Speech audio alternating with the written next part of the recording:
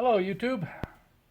Hey, as you know, my last video I made an ice fishing spud for ice fishing, okay?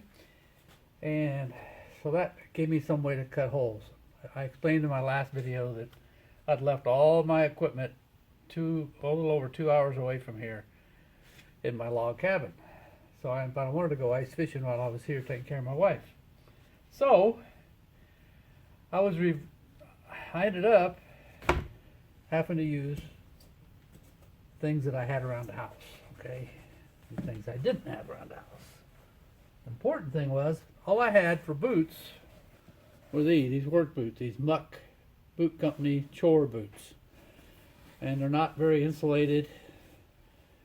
And when I first got these a few years ago, I tried to go ice fishing in them when there was a lot of slush on the ice. And my feet were freezing, so I bought some of these gel insoles, trying to make them warmer, but it didn't work.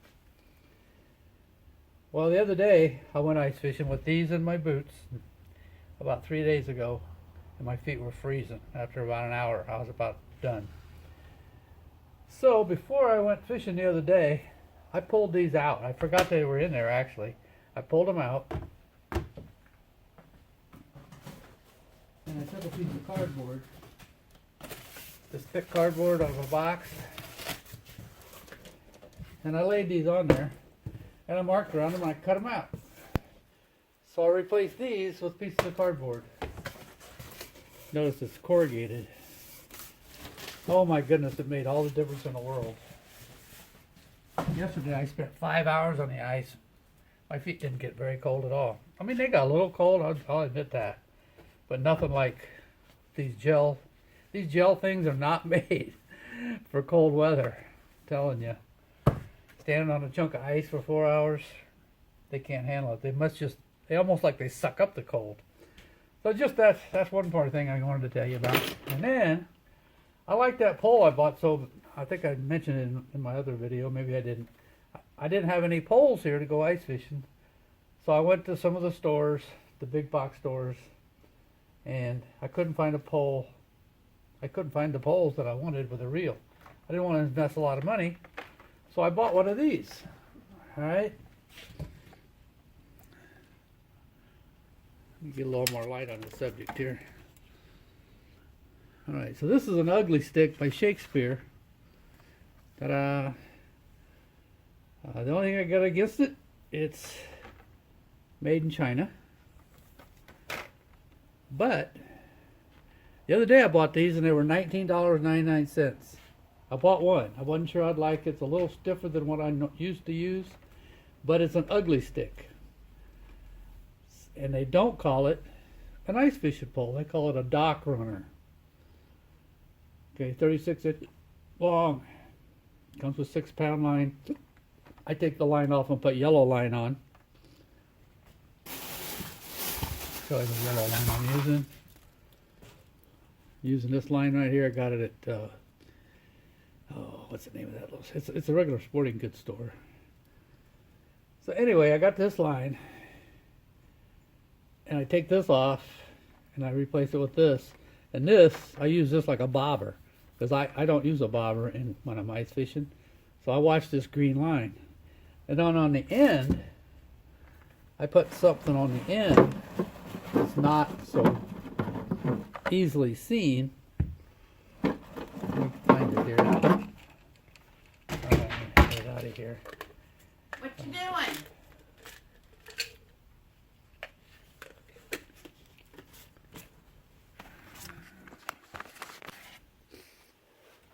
Okay, before I got interrupted, go back to this. I went in and bought this today for another one. So I thought my grandsons might come over to go ice fishing since I'd only have one pole. And they were down to $15 a piece. That's for the reel, the line, and the pole. So I bought me another one. So now I got two of these.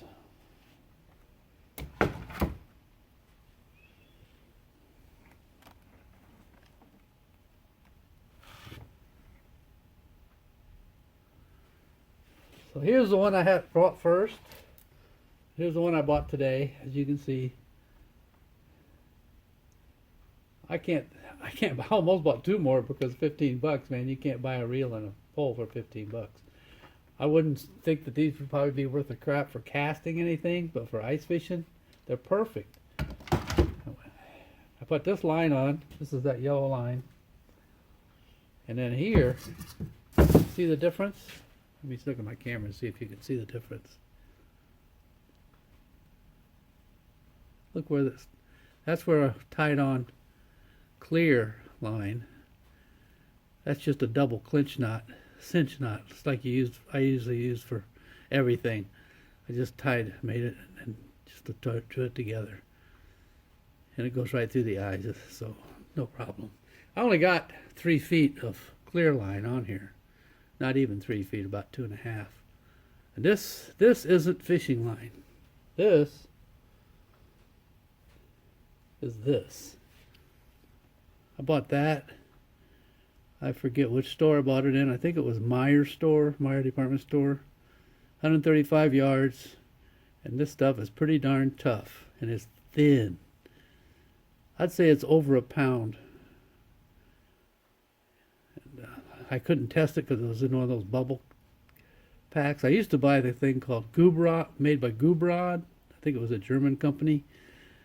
But I can't find it anymore. And the last time I looked at some of this stuff, it wasn't Singer, it was some other brand, and it was real weak. This is sewing thread, clear sewing thread. And this stuff works. I'll show you a picture of the fish I caught on it yesterday. The biggest bluegill I caught yesterday. And I caught a bass on it too. But anyway, that's the way I'm rigging it up. Rigging it up with the yellow line. Going on with this clear line.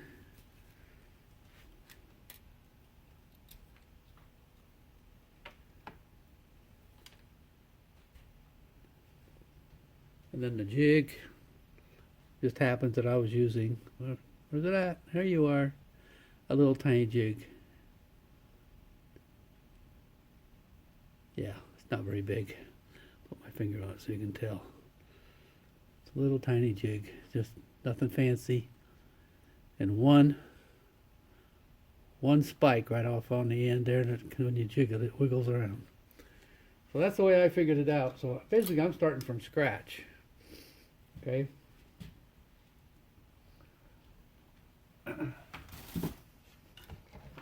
That's what I've been doing lately.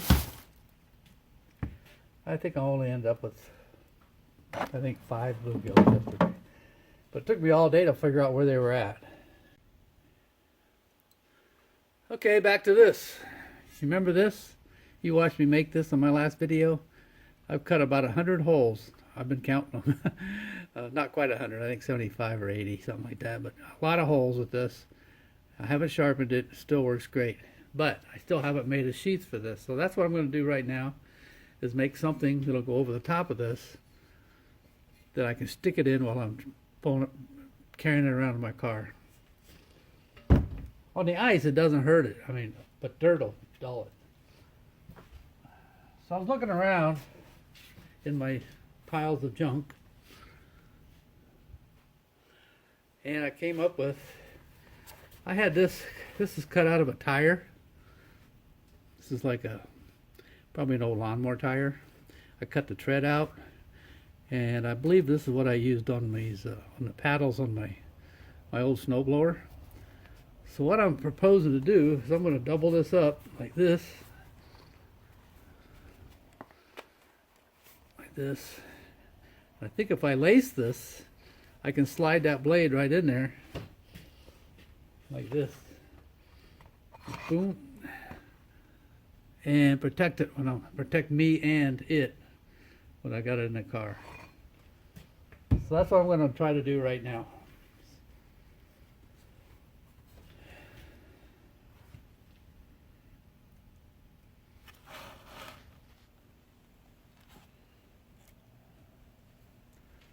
Okay, hopefully you can see, if you want to see.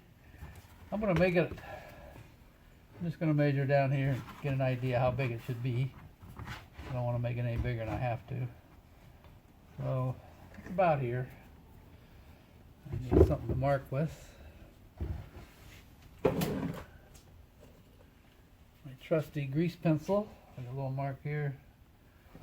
I'll cut this off as square as I can. Doesn't have to be perfect. Perfect is always appreciated though. Where did I make the mark?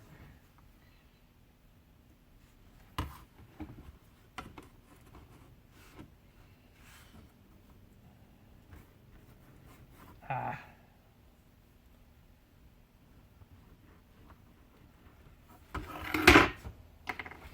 Yeah, I marked it there. I'm going to try to cut it with tin snips. Well, you know what? I'm just going to use a knife. It'll be quicker. Maybe. This tires are made pretty tough. When I graduated out of high school, I found a job with B.F. Goodrich Tire Company. Back then they made bias ply tires. It was a pretty labor-intensive thing. You built them. You literally built them up out of pieces of rubber cloth on a machine, and there was a lot of benzene involved. So I'm probably going to die of that or something. I'll die of something. Who knows? So anyway, I got it cut off. See? And all I'm going to do is find some way to lace this together. Like I say, it's not going to be anything pretty. So what I'm thinking I'll do, since I'm not a sewer, this is really too strong to sew anything. I'm going to punch 2 or 3 holes in this and see if I can stitch it together with tie wraps, something quick. So what I'm going to do, I'm going to go there to the drill press. I ain't going to bore you with all that. I'll let you see me start on it. Drill out holes. First I'm going to pinch this together so it kind of stays square. Ah, the trusty super duper pliers.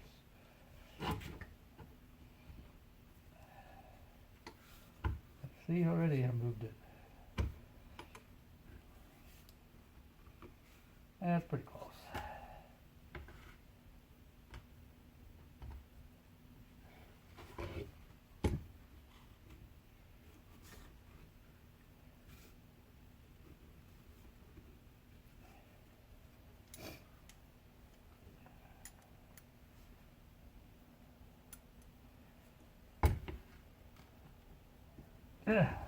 Too much. Ah, there we go. Clamp this end, and I'll clamp this end. And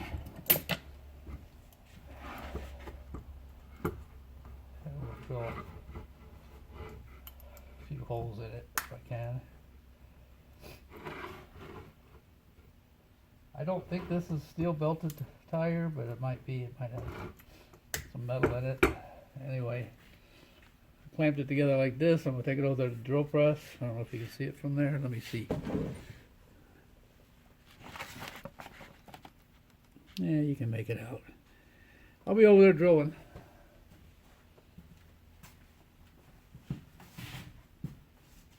I'm going to make the hole plenty big enough because when you drill rubber,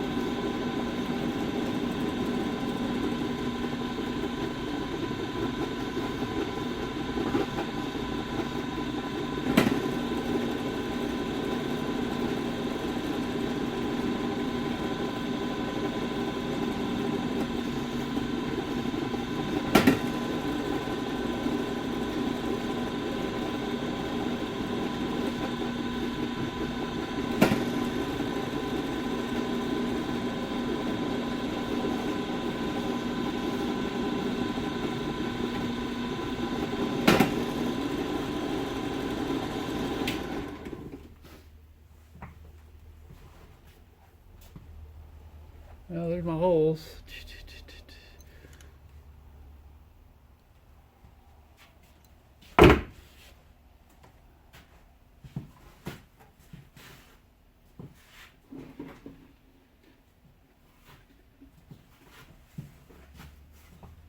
Got an assortment of wire ties here. I want something that's kind of tough, but not super tough. Alright, so I'm just going to shove these through there. If I can.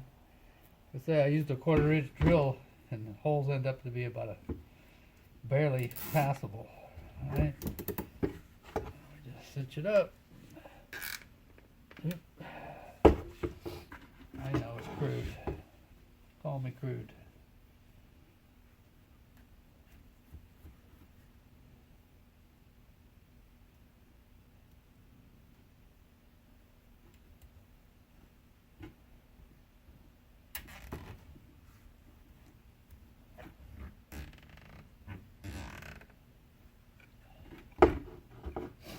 Sure, if it'll even leave me enough room, I may have to do this all over again. May not be able to get the blade in there once I get all done here. I don't know. Look, even with a 1/4 inch hole, it's a chore to get these through there.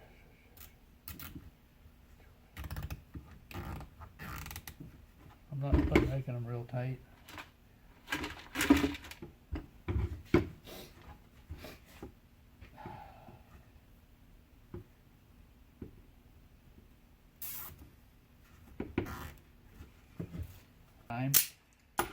But this year, the last few trips, I had a heck of a time even getting a bite. So, I think it might work. Didn't look like I was going to when I was tightening these up, but I think maybe it'll work. What do you think? Boom! Hey! Now I'll cut all these off. We'll be done. That was so simple, and I've been spooked out about carrying that thing around without a cover on it. All I had to do was get after it. Anyway, this way you got to see. Goes over this nut, he holds it better. There we go. I don't have to worry about it anymore. So, that's that. I told you I was going to make something like that. I just didn't know how I was going to make it. I got thinking, well, heck, tie wraps might work, and I don't have to sew it. If I'd have had some of that, those leather shoelaces, I would have done it. That's how I made my, I got one of those recoil pads on my shotgun.